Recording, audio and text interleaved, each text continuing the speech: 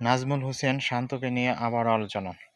আবারও শোনা যাচ্ছে যে নাজমুল হোসেন শান্ত বাংলাদেশ টেস্ট দলের অধিনায়ক হতে যাচ্ছে। বিসিবি কি একটা খেলা শুরু করলো? একবার তাকে ওয়ানডে অধিনায়ক থেকে না বলিয়ে জানিয়ে দেবে, আবার তারপর নাজমুল হোসেন শান্ত নিজে নিজে টেস্ট দল থেকে অধিনায়কত্ব ছেড়ে দেবে। আবার শোনা যাচ্ছে যে বাংলাদেশ ক্রিকেটের টেস্ট ক্রিকেটের অধিনায়ক হতে যাচ্ছে নাজমুল হোসেন শান্ত। এটা কি আসলে বিসিবি খেলা শুরু করছে?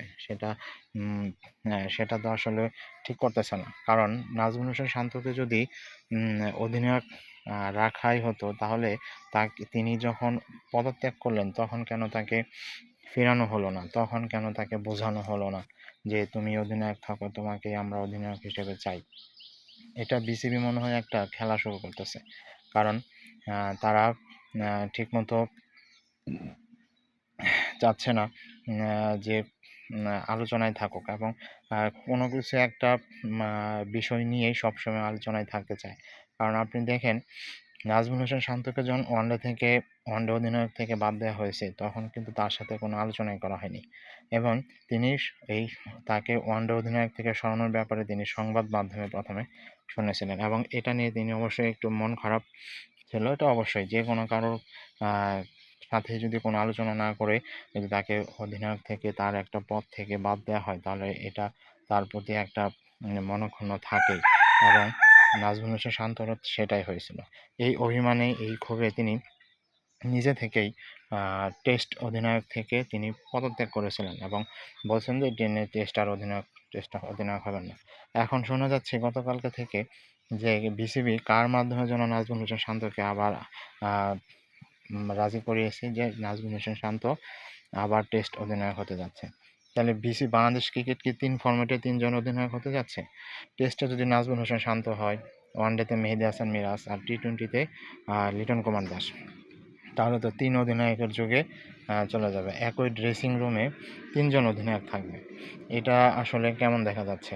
যদিও অনেক আগে বাংলাদেশ ৩ ফরম্যাটে ৩ জন অধিনায়ক ছিল, কিন্তু আমার মনে হয় এই ফরম্যাটে ৩ জন অধিনায়কের কোনো দরকারই নাই।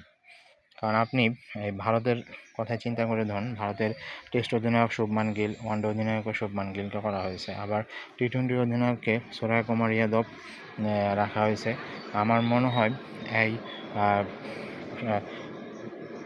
সাদা বলের জন্য একটা অধিনায়ক এবং টেস্টের জন্য একটা অধিনায়ক, ২টা অধিনায়ক থাকলে যথেষ্ট। কিন্তু বিসিবি কোন ফরম্যাটে যাচ্ছে, কোন চিন্তায় যাচ্ছে, সেটা আসলে এখনও কারোরই বোধগম্য নয়। কারণ একবার নাজমুল হোসেন শান্তকে আলোচনা না করে তাকে অধিনায়কত্ব থেকে ছুড়ে ফেলে দিচ্ছে, আবার নাজমুল হোসেন শান্তর সাথে আলোচনা করে অধিনায়ক করে দিচ্ছে। এটা তো আসলে একটা খামখেয়ালি বিষয় হয়ে গেল। এখন দেখা যাক সামনে কী অবস্থা হয়। কারণ কিছুদিন পরে হয়তো আয়ারল্যান্ডের সাথে বাংলাদেশের খেলা আছে। সেই খেলায় হয়তো তখনই বোঝা যাবে, অথবা তারপরে বোঝা যাবে বাংলাদেশের ৩ ফরম্যাটের ৩ অধিনায়কের নাম। যদিও ওয়ানডে এবং টি-টোয়েন্টি দলের অধিনায়ক রেডি করা আছে। এখন সামনে টেস্ট খেলা আসলেই হয়তো বোঝা যাবে বাংলাদেশের টেস্টের নতুন অধিনায়ক। যদি নাজমুল হোসেন শান্ত আসে, তাহলে কি অবাক হওয়ার বিষয় নাই, এবং এটা একটা খামখেয়ালি বিষয় হবে। কারণ নাজমুল হোসেন শান্ত একবার অধিনায়কত্ব ছেড়ে দিয়েছে, এবং তাকেই রাজি করে তাকে অধিনায়ক হিসেবে আনা হচ্ছে। দেখা যাক এখন কি হয়। আপনারা কি মনে করেন, নাজমুল হোসেন শান্ত যদি আবার টেস্টের অধিনায়ক হয়, তাহলে কি সেটা ভালো হবে? সেটা আপনারা আমাদের কমেন্ট বক্সে লিখে জানিয়ে দিতে পারেন। ধন্যবাদ সবাইকে, ভালো থাকবেন। আল্লাহ হাফেজ।